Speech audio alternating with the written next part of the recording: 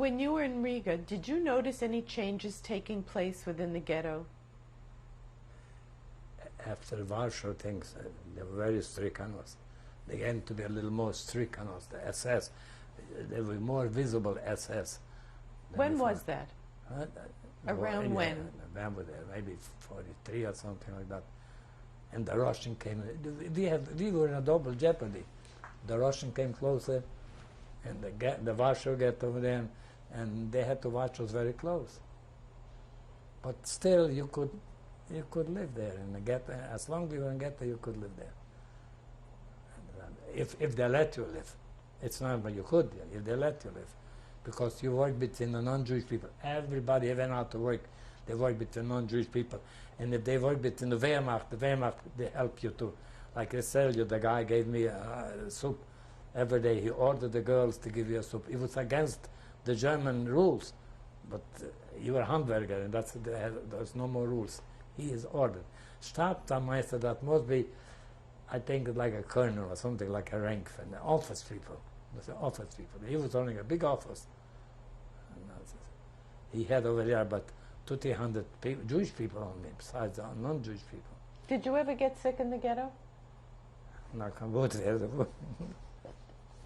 knock on wood somewhere. I got to find some wood somewhere. I was young. I was young. That's why it kept me alive. I was young and I was poor. The rich people died right away. I was poor. I was used to be hungry. I never had a regular meal like other people. I struggled all my life. Told you, it's remained in me. Even when I had from everything in this country, I never weighed more than 160 pounds. Did you think you were going to survive? Yeah, I feel for sure if I survived, because somehow I knew already all the tricks. All the tricks already I know, and then I made so much friends, they're going to help me out. Like I tell you later, in the Kaiser. Who were you close to in the Riga ghetto? You said the people you lived with. All the people, they were friendly. I was a handwerker, don't forget that. They needed something, or to bring something outside or something. I was there. I was a handwerker. They weren't so particular. They needed me. Even that Asker Steyer, that Stutch, he needs some piece of tool to fix a shower. He told me, bring it from shop. And I said, if they catch me, they kill me. He said, so I'll stay by the gate, I'll wait for you. That's what I did. Did you have any identification that you were a cabinet maker? I told you, they know everybody. You don't need identification. They know you. That's what I've been telling you. I never saw a nation like that. But told you that. They're advanced. They shouldn't they say, even in a democracy, it's a winter, they didn't deliver this, they didn't deliver this. Even now, you call a plumber, oh, they can't go, the traffic is heavy. I tell you, I've been there 4 years, in advance, I would say, what they gave us, you couldn't live on it, but it was there. In big snow, 42 below zero, it was there. When you noticed the changes, you said there were changes in security. What other changes did you notice? Changes in security was, there was I don't know where I was there, but when they tried to attempt on Hitler, that time security was very tight, very tight. We were scared that time, I myself. Security was very tight. I don't know where I was there. I think I was there in the Reichsbahn already, but security was very tight. And did you notice any other changes? Was there less food? Was there... Less food was never any food. What do you mean less food? It was never any food. What they gave you a little soup, a little water, potato peels. I ate up after the snow. I picked up potatoes. It was there a whole winter underneath the snow. I picked them up, and I cooked them in a water from snow. There was no water. I cooked them from snow, and if they catch you, they shoot you. What did the other people in your apartment do for every day? I never saw them. They'd say, I never saw them like that. There were no tradesmen. There were no tradesmen. I never saw them after the ghetto. You never saw them? No, after the ghetto. After the ghetto. See, they took us all to the Kaiserwald. You know, over there. Describe. The SS knew how, they know, I'll tell you how they knew that I'm a tradesman. The SS. See, it's in the Kaiserwald. But that was, When did they tell you they were going to move you to They didn't Kaiserwald? tell nothing. They came trucks, and when the Russian, when you had already... When was that? Somewhere in the end of 43, I think so. End of 43 or something. When they had already the Russian, they broke through. When they broke through Leningrad and those things, Russian, they just came with trucks and they took us to a ship and took us pile ups and a whole ship. We couldn't even sit down. Everybody was standing there for 2-3 days on the ship. This was going to Kaiserwald? No. No. Wait a minute now. Oh, that was the Reichsbahn. No. When they took us to Kaiserwald. For Riga, they came with trucks, they took us to the Kaiserwald. You see, I almost goofed up again. They took us to Kaiserwald. First, they took us to Milgraben, a place where they stayed there for 2-3 days, unload something, what they needed for the war. What was that place? It was Riga, a Milgraben, they called it. It was outside of Riga? It was outside of Riga, yeah.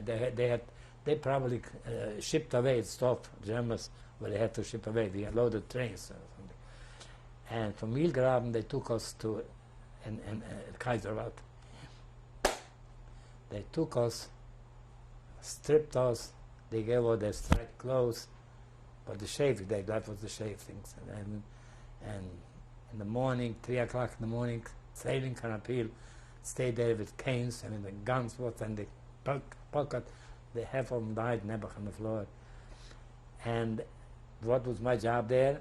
Lorries. You know what lorry? They call it this a little car look like trains on tracks.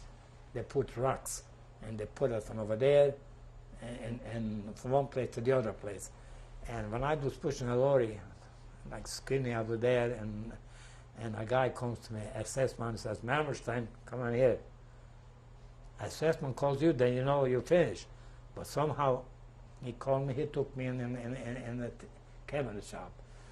This guy, the Klemper, what I took in in the shop in ghetto, he spotted, he sent the assessment, he's a good cabinet maker. And they took me over there. Then I didn't have to stay appeal anymore. They didn't hit me over my head. We stayed there. It was about 4 weeks over there. Would you describe Kaiserwald? What did it look like? Like hell. It was like Kaiserwald is hell. A live hell. A live hell. 3 o'clock in the morning, you have to go up. After they beat you up, after you have that, you have to go in cold water and wash yourself. And right away they gave you coffee and right away you have to go to work. Winter or summer, I forget, and no food. And if you came back, you were lucky. And this is all under SS. Remember how bad it must be? Everything is under SS. You have idea how bad that can be? It was bad. How large was Kaiserwald? Big. Thousands and thousands Jewish people over there. Thousands. Listen, those 6 million Jews, they had to put somewhere before they killed them. They couldn't kill them all at once. What did Kaiserwald look like? Kaiserwald barracks in the wood. Barracks in woods. Barracks in woods. And how did you sleep? Big. Over there, they put that guy in the latrine, with head down. They couldn't care less, the Germans. He's a stooge. He was a son of a... He put himself a uniform, a cap, and they would play big shot. They got him over there. The German couldn't care less. Another Jew died. It was, Kaiserwald is indescribable. A big in a wood, a big barracks, and the SS. And that guy, the commandant, nobody saw him except I saw him because he needed something from the cabinet meeting. He was so mean, big SS, like a general, a Sturmbannführer. He couldn't stand it. What was his name? Sauer. Once in the evening, he comes in the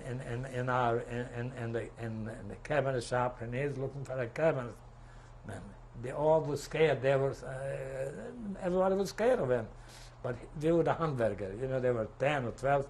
They treated the Handwerker a little different. Somehow, the Germans respected more when you're a tradesman. I don't know why, but that's how it is. And he looked for a cabinet maker. And they're all afraid. They looked at me, and I said, all right, because I know I'll do it. And what can you do? I know I'll do it. And he comes here to me, and he's tall and big, and he grabbed me in uniform, he grabbed me like that, and he wants to do this, something on the bookcase or something like that. Over an hour or a little, and I did it, and when I finished, he says, it's good, he says, it's good, you were good, I think. Then he asked me, I said a little while lie. He asked me, because I know already the Germans, you have to give my right answer. He asked me, where is your family? From where comes you? From Prague. Where is your family? In the Reichsbahn. Because I heard already in the Reichsbahn you can live there. It's like a ghetto, the Reichsbahn. He says, ich will dich schicken in the Reichsbahn. And he went. That's all the conversation I had. And when he went out and they laughed at me, you're kidding him? He'll kill you tomorrow, he says. He was a son of... I says, oh no, you people don't know I'm longer here than you are. I says, in German, and he says he'll do it, he'll do it. He might kill you tomorrow, day after tomorrow, but right now, what he promised, he'll do it. And I was there about 3 weeks. I was there about 4 weeks, that's all in the Kaiserwald, thank God. How many cabinet makers were there in the Kaiserwald? In the Kaiserwald, the cabinet maker, and there were a few of them only, but in the Reichsbahn, there were a lot. But how many were in Kaiserwald? Just a few? About 10, 12. There were more. Electrician, cabinet maker, one is a piano player, a Jewish man, a piano player. He played for the Germans piano. There was only a few, about 10, 12. And about 2 or 3 weeks later, I had my name Mermelstein. They were calling around SS. And the guy comes to me and says, hey, they're calling you a name. I went out, I grabbed what I had shaven and thing, and I went out, and he grabbed me on the truck and threw me on the truck. Go! There were 4 of us. He probably had promised for 4. And they took us to the Kaiserwald, to the Reichsbahn. Over there was under the Reichsbahn people, not over there, there was no SS. Kohler was the head. He was a nice man, he couldn't care less, Kohler. And he was the head, and they gave us a barrack over there. They had hot water, and they had bathrooms in the barracks. I had koyas, 2 on the top of one of the other one. And I had a new set of people. I didn't know anybody over there, a new set of people. But where were they from? Also, they're all the same thing from all over the world. Oh, I was in koya, and he's a German boy, Ralph Haas. I was in him. They were all what about any Czechoslovakian Jews? there are plenty of the Czechoslovakian Jews, for sure. How far was... They didn't, over there, they didn't get, in ghetto, they were divided. Over there, they all mixed up. There was no Czechoslovakian, they were Jews. But they son of a gun, they came once in a while, the SS, with trucks, and they took away, because when the quota is full, they had to bring new ones. That's why they did. And over there, they sent me to a cabinet shop, over there, it was big. The Kaiserwald, that was the railroad, that's big. And they come broken cars, railroad cars, you know, from the front. And we had to put a board. At that time, they were all wooden railroad cars. And trucks, the panels, we had to do it. But over there, it was all different. The railroad men, they were so good already, they couldn't care less what you do, as long as you do your work. They gave us street, you could live on it. Yeah, it wasn't a thing, but you could live on it. They gave us food, you could not. And we worked 5.5 days over there. 5.5 days. But when the SS once in a while came to check up on us, everybody was shaking like hell. Over there already, the women are separate, the men are separate. But at Kaiserwald, how many days a week did you work? Kaiserwald did every day. What do you mean? Over there, Kaiserwald is every day, day, night. Even you didn't have to do it. You push the railroad and back and forth until it kill you. How far was Reichsbahn from Kaiserwald? What do I know? How long did it take you to get there? By truck, what do I know? Listen, I was so, you have idea, I know that was Messiah. I knew the minute he threw me on the truck, that's Messiah. But in Kaiserwald, it couldn't last long, because I never saw anybody from Kaiserwald back. For the Reichsbahn, I saw people in Prague. When I came back to Prague, I saw